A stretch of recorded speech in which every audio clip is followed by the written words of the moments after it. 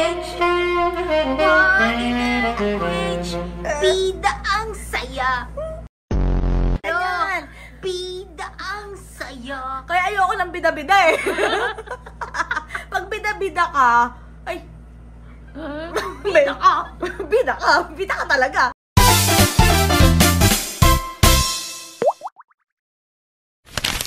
Sa pang malakasan na shoutout, Bichuga Par. Yes. From Music Attorney Claire Castro. Thank you po. Mega love shout out, Attorney Claire Castro in the house. Okay, kakatapos lang ng live ni Yusek. May Ah. isa pa ulit, mamaya abangan ko yan. Pero ito talaga, Bichuga Par. Body language. Hindi ko talaga re-react to kasi itong taong to eh. Anti-Claire talaga eh. Yung body. Iba yung body Pero kasi, language. Yung ganun. Ano ba? Yung ganun. Body language. Ang hirap naman doon. Pero ito nga mga kabata helmet kasi syempre 'di ba, nanonood naman tayo ng mga Law and Order, mga SVU, na mga series, yung mga Baka tayo Matlock, nanonood mga nun. Elsbeth. Ha? Hindi, nanonood sila Sir Boogie. Ano ba? Mga Law and Order. Pero ito nga, Bichuga Per. Eh, syempre naman, kahit naman, alam mo yun, hindi tayo abogado. Oh. Alam natin. Ganun.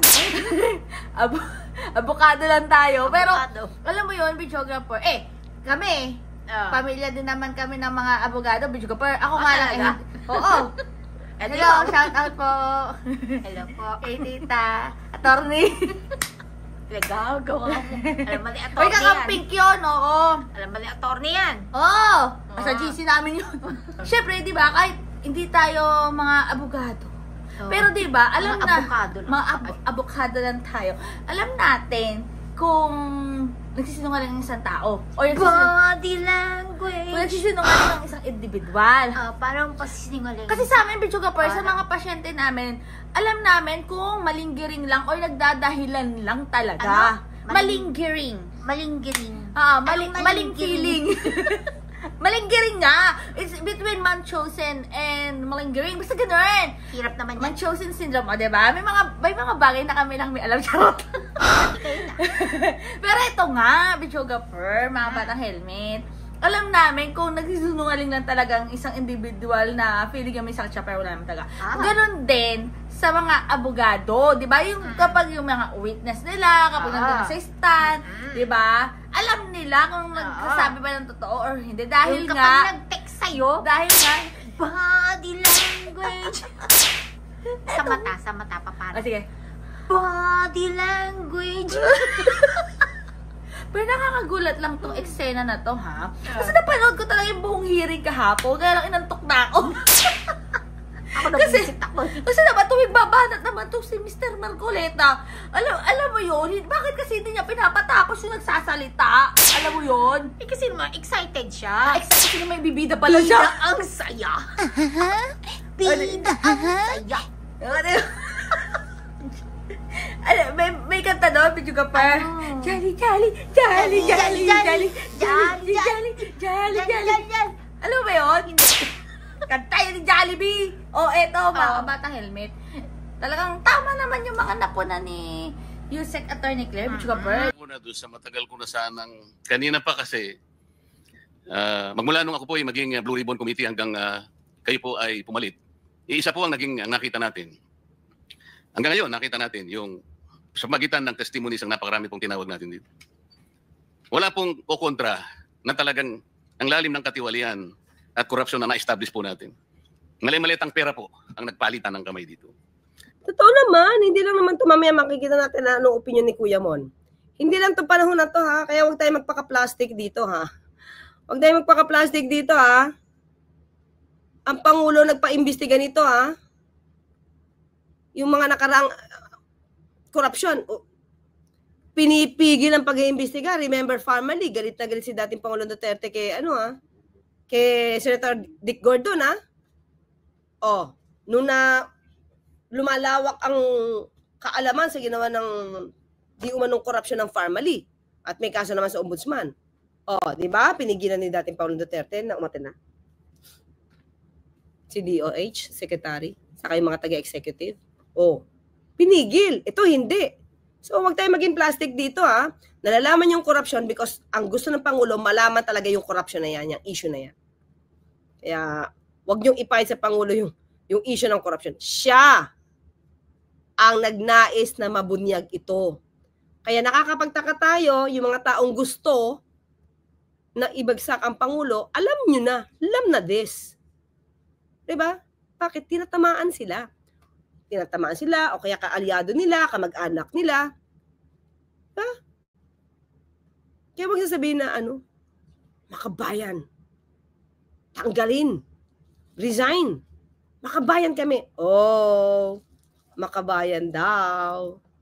Pero ang gustong ilagay, anak ng magnanakaw. Makabayan ba yon? Diba?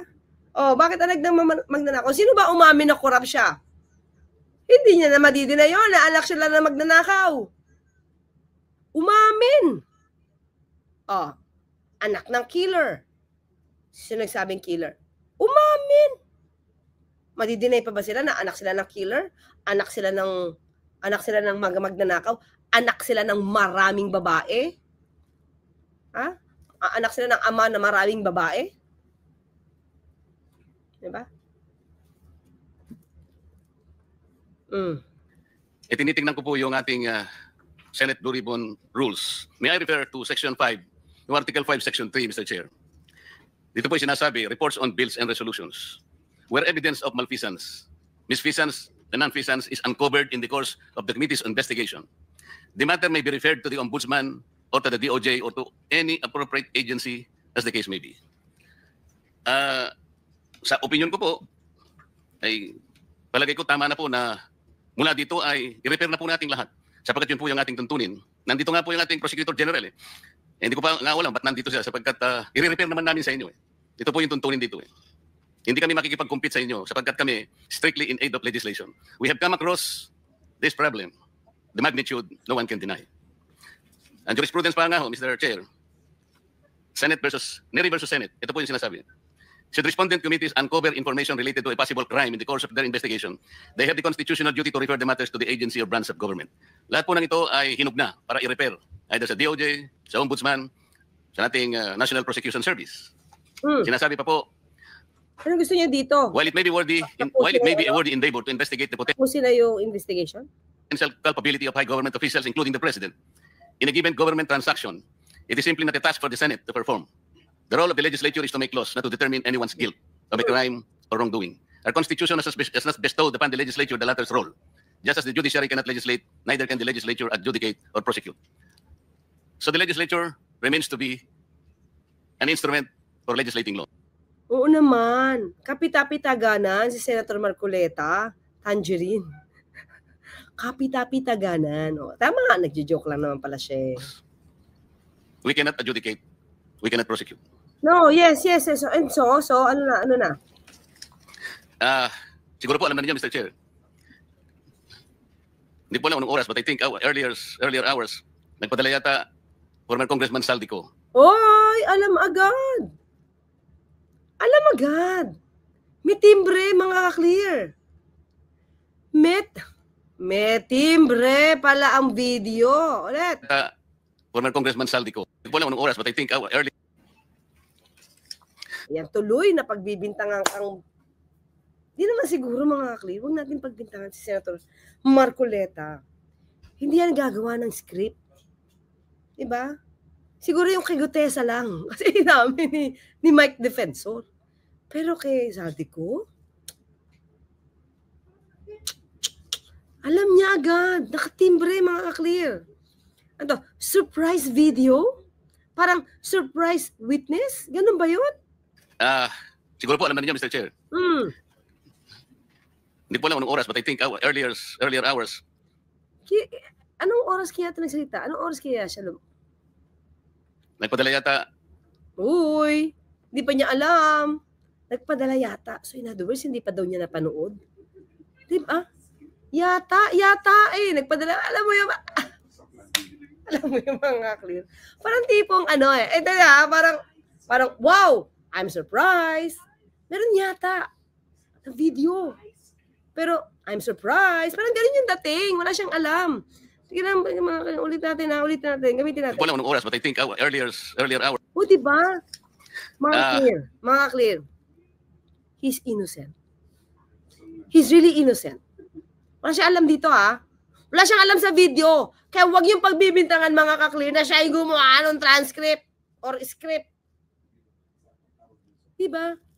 Sabi niya, parang may video. Pero siya yung nag-open na may video. Soft landing. Parang siya yung mga nag-open talaga. Please na, hindi ko kasi napanood ang buo ito, mga clear. Siya ba nag-open dito? Please naman, guide me. Daming maleta sa SM Music eh. Ayun na nga. Ay, Batang Helmet. Uy, Batang Helmet, nung isang araw, nandito ka pala. Hindi ko nabasa yung message mo, pero pinanonood ko. Dito si Batang Helmet, may videographer po to. Panoorin niyo po yan. Matatawa ka. May pitik, pero matatawa ka. Thank you, Batang Helmet.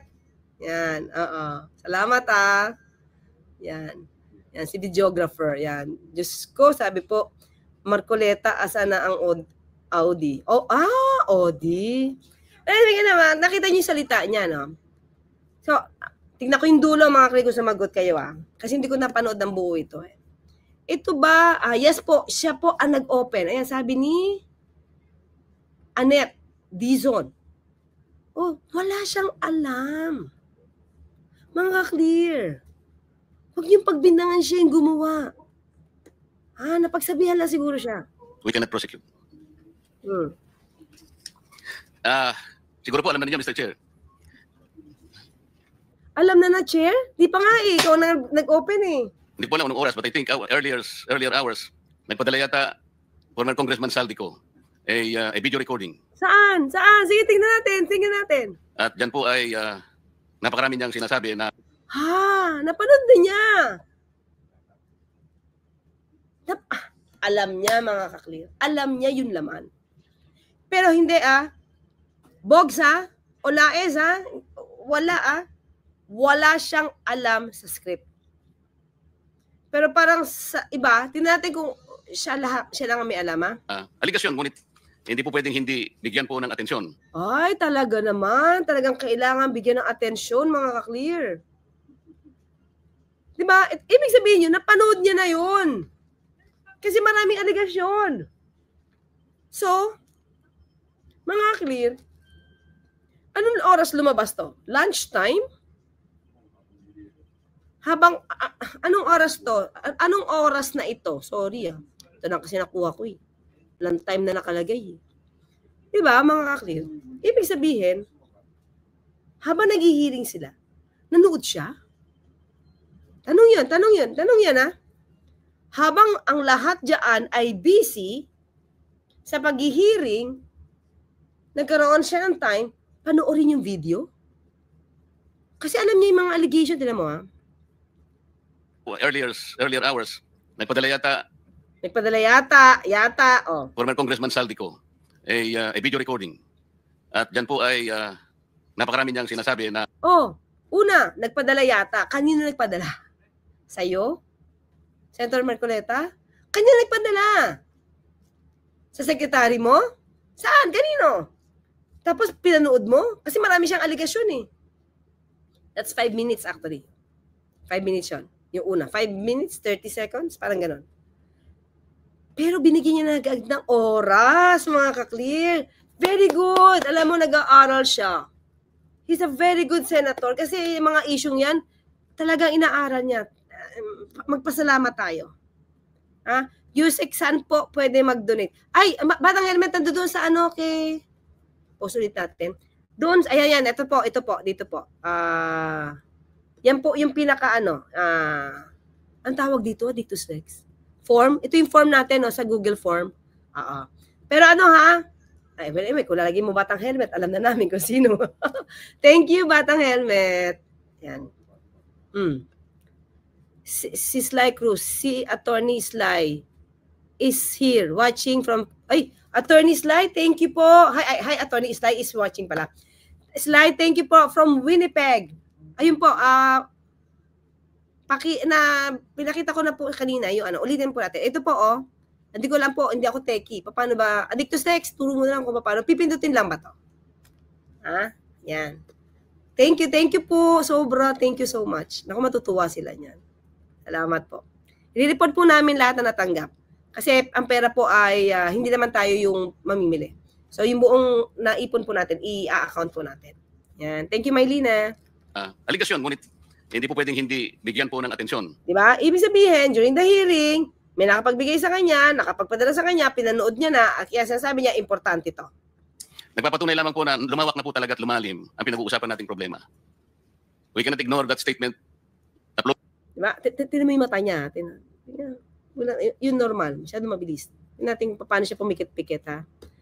Parang hindi niya agad alam mo yung feeling na gusto niyang ibunyag? Kasi wala pa siguro nag-uusap ng mga senador doon. Pero alam niya na. Kailangan niya ito ilabas. Pero paano niya itong ilalabas na hindi mapapansin ang kanyang interest dito? Alam niyo yun? Nakuha niya yun? Na dapat mag-appear siya na neutral. Mag-appear siya na walang sinisino, walang kulay. Pero alam niya na yung laman. Di ba? At gusto niya ito. Kailangan to madinig dito. Anong pagkakaiba nito sa pulburon video? Parehong invento. Yun na, Dan F. Kita naman kasi, di ba? Pinag-uusapan nating problema. We cannot ignore that statement. Ang pinag-uusapan. Aligasyon, ngunit diba? hindi po. Tingnan niyo lang po yung body language ni Marcoleta. Di ba parang may binabasa, parang, ito yun eh. Ito lang yung basa ko Sorry po, Senator Marcoleta, kung mali ako Ang basa ko is, alam yun, alam ko na to. Pero since wala pa kayong alam, kailangan ko ito ma-open. Kailangan ko ito ma-open para masama sa soundbites. Kailangan ko ito ma-open para masama sa news. Kailangan ko ito ma-open para maging parte ng hearing na to. Tingnan niyo yung body language niya. Nabasa, tingin, parang walang alam, pero may alam. Alam mo yun? Wala siyang alam, pero may alam. Ang galing naman ni Saldico, nabawi niya yung maleta, pagka-deliver, inaksayahan ng panahon, mabawi ulit. Yun na, sa Sean Sini. Di ba? Parang, just read the body language niya. Parang, ayaw niyang palabasin na alam niya na.